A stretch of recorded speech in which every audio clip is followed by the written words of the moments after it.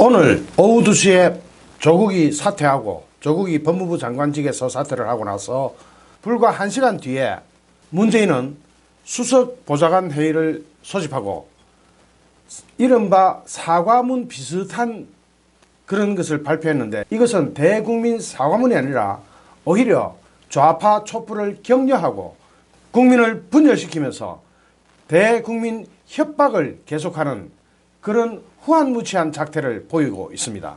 문재인의 발언 중에 중요한 거 몇 개만 우선 그대로 읽어보겠습니다.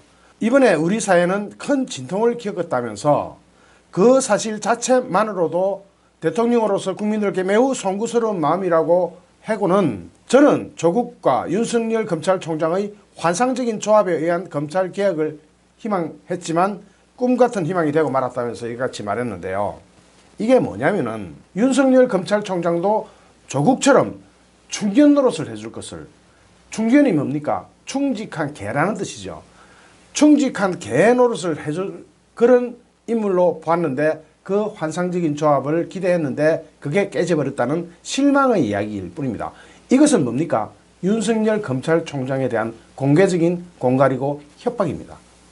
사과문을 발표한다면서 어떻게 이런 표현을 쓰는지 이해할 수가 없는 그런 참으로 두꺼운 그런 표현을 썼습니다. 그리고 국민들 사이에 많은 갈등을 야기한 점에 대해 매우 송구스럽게 생각한다. 이 표현에서는요, 그 표현 다음에 이런 말이 따라붙습니다. 그러나 이는 결코 헛된 꿈으로 끝나지는 않았다면서 검찰개혁에 대한 조국의 뜨거운 의지와 이를 위한 온갖 어려움을 묵묵히 견디는 자세는 많은 국민들에게 다시 한번 검찰개혁의 절실함에 대한 공감을 불러일으켰고 검찰개혁의 큰 동력이 되었다라고 했습니다. 이 말은 뭡니까?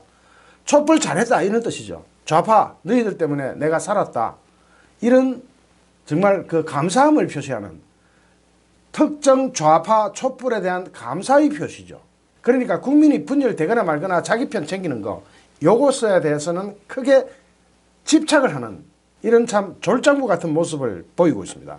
또 오늘 조국이 발표한 검찰개혁 방안은 역대 정부에서 오랜 세월 요구되어 왔지만 누구도 해내지 못했던 검찰개혁의 큰 발걸음을 떼는 일이라면서 국회의 입법과제까지 이루어지면 이것으로 검찰개혁의 기본이 만들어지는 것이라고 했습니다. 이건 뭡니까? 조국이 물러났으니까 국회에서도 협조해라. 국회의 입법과제까지 이루어지면 이것으로 검찰개혁의 기본이 만들어진다. 검찰개혁 악이죠. 제가 수차례 이야기했지만 검찰의 힘을 빼고 자신의 충견이 될, 자신이 충직한 개가 될 공수처를 만들어서 검찰의 힘을 빼고 또 경찰한테 수사권과 수사 종결권을 줘서 무슨 사건이든 경찰선에서 허지부지하고 무마해버리라고 하는 그런 흑심이 있는 개혁안 아닙니까? 이게 개혁 아닙니까? 개악 아니지. 문재인은 오늘 형식은 사과문 형식을 빌렸지만 내용을 보면 완전히 대국회 엄포, 공갈, 협박, 대국민 분열, 협박 이런 것밖에 없는 것 같습니다. 특히 검찰개혁 방안의 결정 과정에 검찰이 참여함으로써 검찰이 개혁의 대상에 머물지 않고 개혁의 주체가 된 점에 큰 의미를 부여하고 싶다.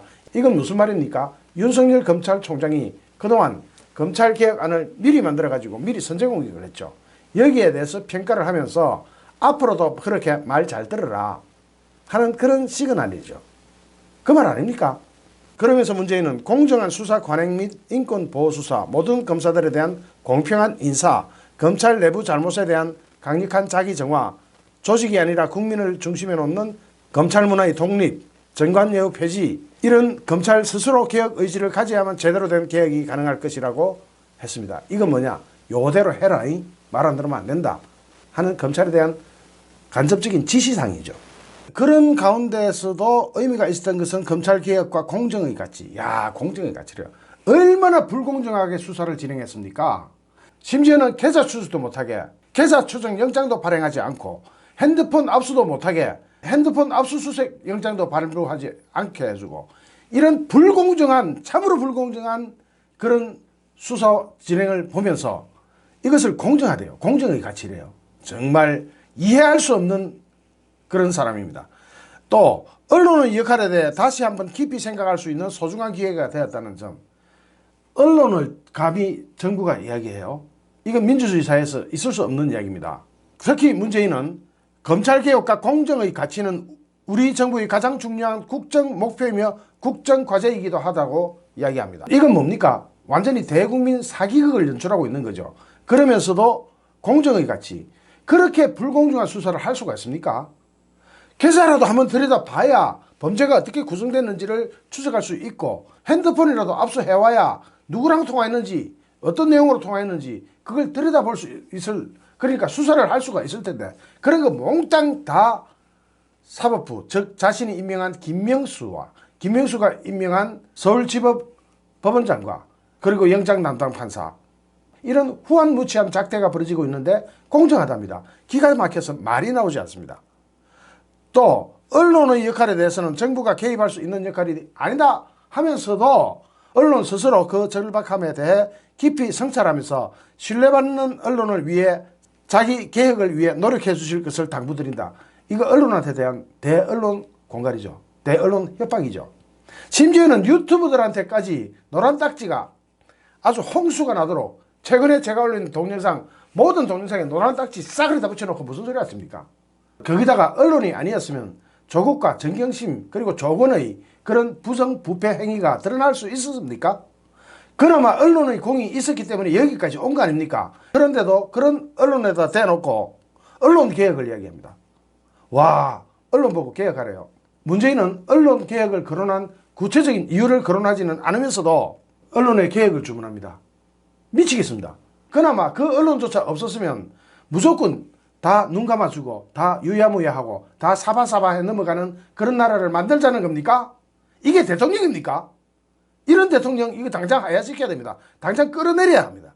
심지어는 조국에 대한 뉴스를, 그 진실 보도를 가짜 뉴스라고 깎아내린 여권, 같은 통속 아닙니까? 그러면서 또 광장에서 국민들이 보여주신 민주적 역량과 참여 에너지에 대해 다시 한번 감사드린다. 누구 보고 하는 이야기죠? 광화문에 모여들었던 조국 구속, 조국 반대 집회를 보고 이야기하는 겁니까? 아니면은 조국 찬양 집회를 이야기하는 겁니까? 그 범죄자를 찬양하는 그런 집회가 옳은 집회라고 그것을 편드는 겁니까? 대통령이 돼가지고.